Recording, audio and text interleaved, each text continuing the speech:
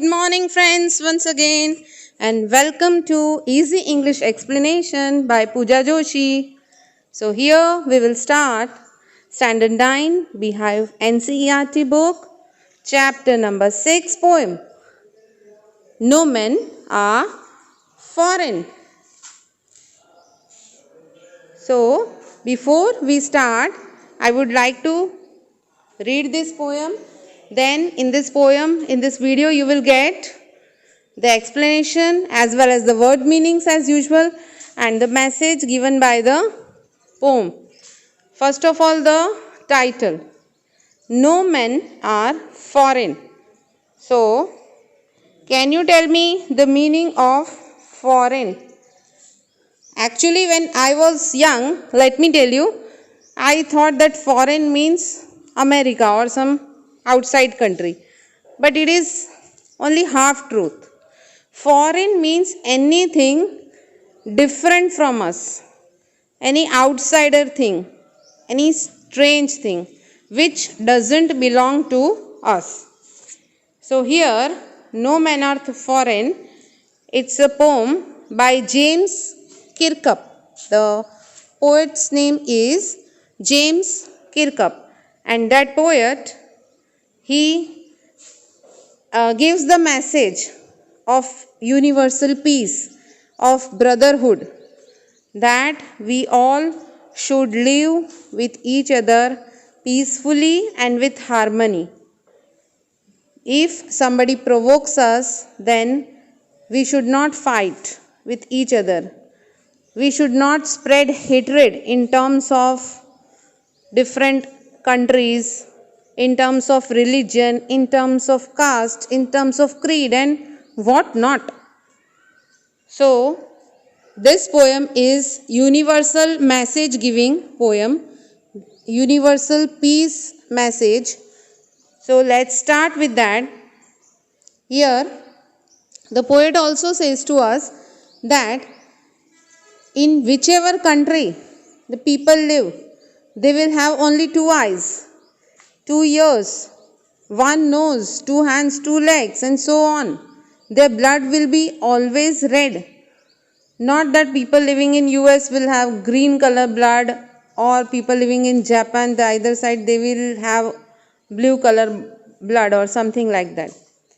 So, it means to say that we all are belonging to one same world. World or earth is one only.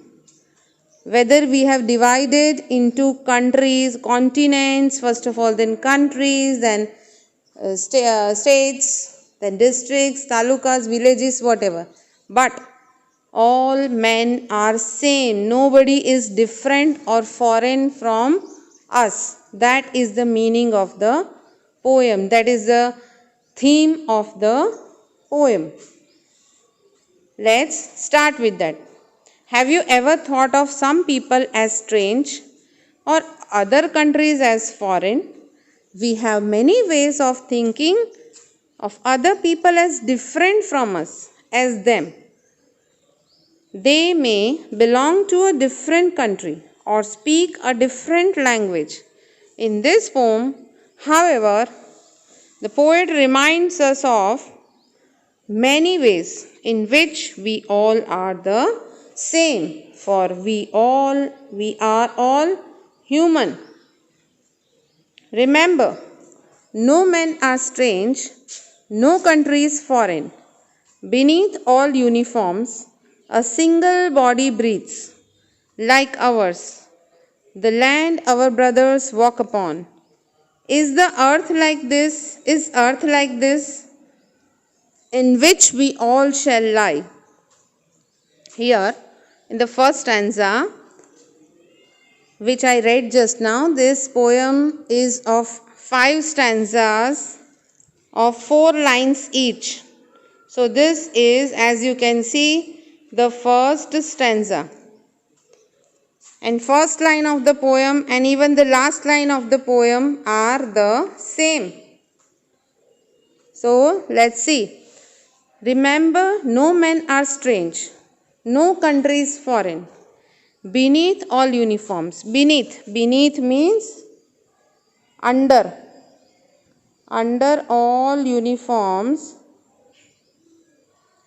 a single body is there. Uniform here may be uniform of different professions, army, navy, air force, lawyer, advocate, that is, then doctor. Different uniforms are there, but the body of everybody is equal. Equal in the sense that everybody has a heart, two kidneys, and so on. So, uniforms outer side may be different, but inside there is a single body which breathes like ours. Everybody needs air for breathing. The land our brothers walk upon means we also need land to walk upon. So as our brothers or sisters means we need land to walk upon as our brothers also need land to walk upon. Is earth like this in which we all shall lie? In the end, when we will have death, when we will die, that time we will all lie in the same earth. Whether by different ways, by we may have our burial, we may be burned in Hindus, but we will be mixed up in the earth in the end, like our brothers do. Then, they too aware of sun and water and air are fed by peaceful harvest, by war's long winter starved. Their hands are ours, and in their lines we read, a labor not different from our own. What is the meaning of the second paragraph? Second stanza, let's see. They too, other people also, they are aware like us about sun and air and water. Means they also know that nature has given sun, nature has given air, nature has given even water to them. They all are fed by peaceful harvest. Other people also eat what we eat. They also have to grow their crops. In other countries also they have to grow their crops to eat. So they are fed by peaceful harvest. Harvest means reaping the crops. By war's long winter starved. If there is a war, there will be always problem. Problem of maybe not getting food, problem of starving, dying due to the lack of food, dying due to hunger. So if war will be there, war is compared here to a long winter. In winter, in the cold countries, we don't get much greenery to see. So it will be very difficult in winter to grow the crops and to feed the people. So in war is compared to a long winter. In war, people are starving like they are starving in long winter. Their hands are ours, and in their lines we read, a labor not different from our own. So here what happens? Okay.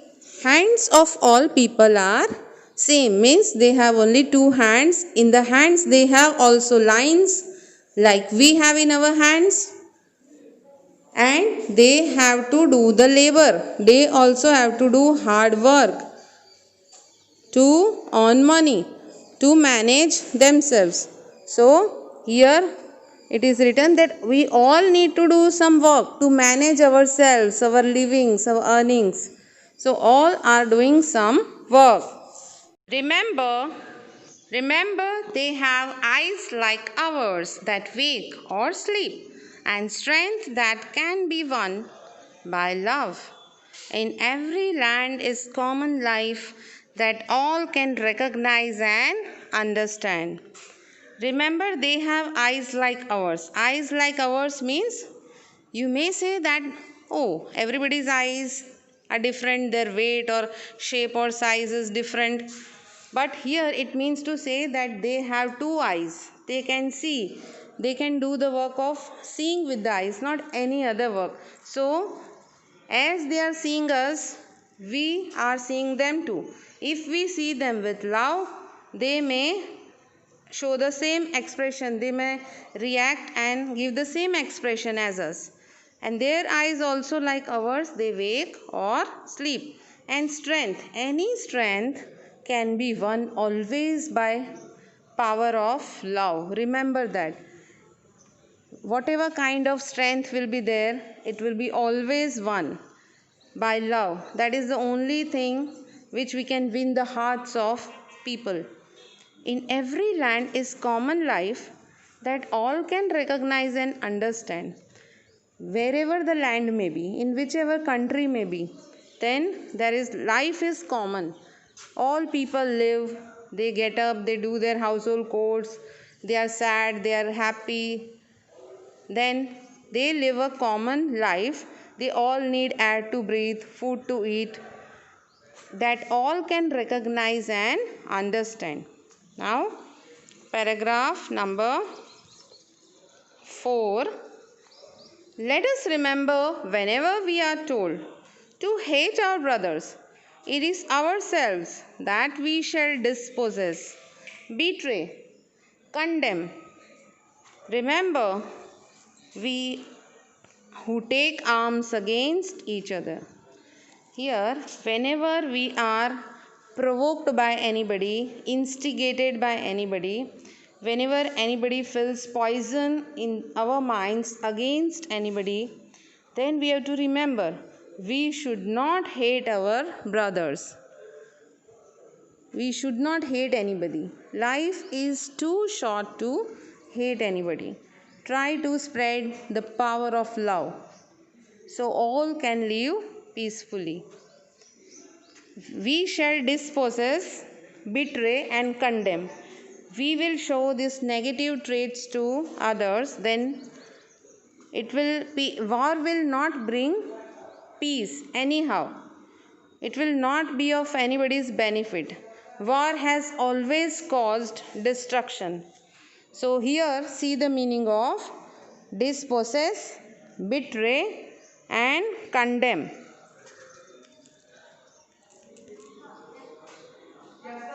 See here meaning of betray. Betray means not to be loyal to, here related to country, but betray means not to be loyal to any country, to our country, to any person, and we are doing something harmful like helping the enemy side and not helping our own people, our own country. It's called the betrayal, that is dhokha. This is condemn. Condemn means speak negatively or criticize unnecessary, usually for moral reasons. To criticize something or someone strongly, usually for moral reasons. Then after that, see the meaning of dispossess. Yes, to take property, especially buildings or land, away from someone or a group of people. To take somebody's property by force, or a group of people, if you take the property unnecessary, that is called dispossess. Remember, we who take the arms against each other. Last paragraph. It is the human earth that we defile. Our hells of fire and dust outrage the innocence of air that is everywhere our own. Remember, no men are foreign and no countries strange. James Kirkup. It is the human earth. We go on extracting, digging the earth for different kinds of things, that we mine the earth for coal, diamond, or oil, or any such things. We defile the earth. We spoil the shape of the earth for our own benefits. We are always then in our hells of fire. We always try to search reasons to fight with each other, to spread enmity. And we take out our anger or frustration. That is outrage. See the meaning of defile. Here, defile means make dirty or pollute. We make dirty our earth by various ways. You know that. Or outrage the innocence of. Outrage the innocence of means violate, disturb, or spoil the purity of our earth. Here, outrage means a feeling of anger or shock. Outrage. Okay. Now, this is about the poem. Let me show you some pictures related to it and explain this. See here. Both men are hugging each other, but they are fake. They have the intention, maybe anytime they are not feeling safe and secure with each other. They have the intention maybe of killing each other. Here you can see all are wearing different uniforms. All people are there. They may be from different countries, but they are all are men. Nobody is foreign. Nobody is strange. See, this air, water, sunlight, this belongs to all, not only us. It's a thing which nature has given to whole world, whole earth, whole globe. Okay, all need to work with their hands and all need to earn their livings. So live and let live, and don't spread hatred and poison in the minds of anybody. Live and let live. With this, I end this lesson number 6 poem. No men are foreign. So, see you in the next session. Bye bye.